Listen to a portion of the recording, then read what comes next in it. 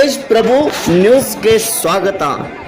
ಎಚ್ಚರ ಎಚ್ಚರ, ಶಾಲಾ ಬಸ್ಗಳಲ್ಲಿ ಮಕ್ಕಳನ್ನು ಕಳಿಸುವ ಪೋಷಕರು ಈ ಸುದ್ದಿ ನೋಡಲೇಬೇಕು.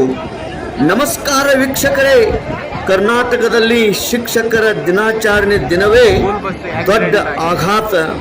ಶಾಲಾ ಬಸ್ ದುರಂತ ತಮಗೆಲ್ಲ ಗೊತ್ತಿರುವ ಹಾಗೆ ಬಹಳ ಮನ ಕುಲುಕುವ ದುರಂತ. ಇದು ನೋಡಕ್ಕಾಗಲ್ಲ ವೀಕ್ಷಕರೇ. ಅದಕ್ಕೆ ಒಂದಿಷ್ಟು ಬೇಸಿಕ್ ಮಾಹಿತಿಯನ್ನು ಕಲೆ ಹಾಕುವ ಪ್ರಯತ್ನವನ್ನು ಮಾಡೋಣ.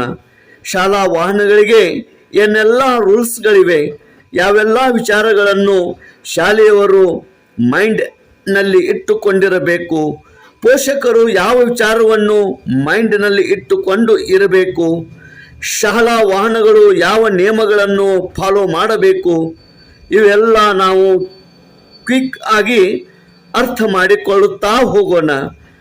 ನಮ್ಮ ಕರ್ನಾಟಕದಲ್ಲಿ ಇರುವ ಪ್ರಮುಖವಾಗಿ ಒಂದಿಷ್ಟು ರೂಲ್ಸ್ಗಳನ್ನು ಗಮನಿಸುತ್ತಾ ಹೋದರೆ, ಮುಖ್ಯವಾಗಿ ವ್ಯಾಲಿಡ್ ಕಾಂಟ್ಯಾಕ್ಟ್ ಕ್ಯಾರೇಜ್ ಫಾರ್ಮೆಟ್ಗಳನ್ನು ಶಾಲಾ ವಾಹನಗಳು ಈ ವಿಶೇಷ ಅನುಮತಿಗಳನ್ನು ಹೊಂದಿರಬೇಕು. ಜೊತೆಗೆ ಸೀಟಿಂಗ್ ಕೆಪಾಸಿಟಿ ಹೊಂದಿರಬೇಕು. ಮುಖ್ಯವಾಗಿ ಇನ್ಶೂರೆನ್ಸ್ ಇರಬೇಕು. ವಾಹನದ ಸೀಟ್ ಎಷ್ಟಿದೆಯೋ ಅಷ್ಟೇ ಮಕ್ಕಳನ್ನು ಬಸ್ನಲ್ಲಿ ಹಾಕಬೇಕು. ಜಾಸ್ತಿ ಮಕ್ಕಳನ್ನು ಹಾಕೋ ಹಾಗಿಲ್ಲ. ಶಾಲಾ ಬಸ್ಗಳನ್ನು ಯೆಲ್ಲೋನಲ್ಲಿ ಪೇಂಟ್ ಮಾಡಿರಬೇಕು. ಸುತ್ತಲೂ ಗ್ರೀನ್ ಪಟ್ಟಿ ಇರಬೇಕು. ವಾಹನದ 4 ಸೈಡ್ ಸ್ಕೂಲ್ ಬಸ್ ಅಂತ ವೈಟ್ ಪೇಂಟಿನಿಂದ ದೊಡ್ಡದಾಗಿ ಬರೆದಿರಬೇಕು. ನಿಯಮ ಇದು ಹೇಳುತ್ತದೆ. ಹಾಗಂತ ಸಿಕ್ಕ ವಾಹನಗಳಲ್ಲಿ, ಶಾಲಾ ವಾಹನ ಬರೆಯದ ವಾಹನಗಳಲ್ಲಿ ಸಿಕ್ಕ ಹಾಗೆ ಕರೆದುಕೊಂಡು ಹೋಗೋ ಹಾಗಿಲ್ಲ.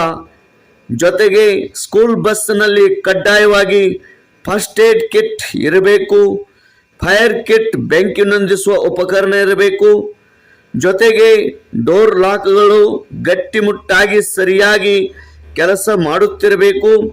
ಜೊತೆಗೆ ವಿಂಡೋಗಳಿಗೆ ಅಂದರೆ ಕಿಟಕಿಗಳಿಗೆ ಡ್ರಿಲ್ ಹಾಕಿ ಅವುಗಳನ್ನು ಮಕ್ಕಳು ಯಾವುದೇ ರೀತಿ ಹೊರಗೆ ತಲೆ ಹಾಕದ ಹಾಗೆ ಮುಚ್ಚಿಡಬೇಕು. ಜೊತೆಗೆ ಡ್ರೈವಿಂಗ್ನಲ್ಲಿ ಅನುಭವ ಹೊಂದಿರುವ ಡ್ರೈವರನ್ನು ಇರಬೇಕು. ಅಂದರೆ ಕನಿಷ್ಠ 4 ವರ್ಷ ಶಾಲಾ ವಾಹನ ಓಡಿಸಿರುವ ಅನುಭವ ಹೊಂದಿರಬೇಕು. ಜೊತೆಗೆ ಡ್ರೈವರ್ ಮತ್ತು ಮಕ್ಕಳು ಇದ್ದರೆ ಸಾಕಾಗಲ್ಲ, ಒಬ್ಬರು ಅಟೆಂಡರ್ ಇರಲೇಬೇಕು. ಸ್ಕೂಲಿನ ಮನೆಯಿಂದ ಸ್ಕೂಲಿಗೆ ಹೋಗುವ ತನಕ ಮಕ್ಕಳನ್ನು ಜವಾಬ್ದಾರಿಯಿಂದ ಸುರಕ್ಷಿತವಾಗಿ ಒಬ್ಬರು ಪ್ರತಿನಿಧಿ ಇರಲೇಬೇಕು. ಮತ್ತು ಸ್ಪೀಡ್ ಲಿಮಿಟ್ ಗಂಟೆಗೆ 40 ಕಿಲೋಮೀಟರ್ಗಿಂತ ಜಾಸ್ತಿ ಹೋಗುವ ಹಾಗಿಲ್ಲ. ಅದನ್ನು ನಿಯಂತ್ರಿಸುವುದಕ್ಕೆ ಸ್ಪೀಡ್ ಗವರ್ನರ್ಗಳನ್ನು ಅಳವಡಿಸಲೇಬೇಕು ಅಂತ ರೂಲ್ಸ್ ಹೇಳುತ್ತೆ. ಮತ್ತು ವಾಹನದ ಮೇಲಿನ ಟಾಪ್ ಹಾರ್ಡ್ ಟಾಪ್ ಇರಬೇಕು. ಮತ್ತು ಪ್ರತಿ ಶಾಲೆಯಲ್ಲಿ ಸೇಫ್ಟಿ ಕಮಿಟಿ ಅಂತ ಇರಬೇಕು. ಸೇಫ್ಟಿ ಕಮಿಟಿಯಲ್ಲಿ ಪೇರೆಂಟ್ಸ್ ಇರಬೇಕು, ಟೀಚರ್ಸ್ ಇರಬೇಕು, ಮತ್ತು ಯಾರು ಕರ್ಕೊಂಡು ಹೋಗುತ್ತಾರೆ ಅವರು ಇರಬೇಕು. ಆ ಬಸ್ಸಿಗೆ ಸಂಬಂಧಪಟ್ಟವರು ಕೂಡ ಆ ಕಮಿಟಿಯಲ್ಲಿ ಇರಬೇಕು.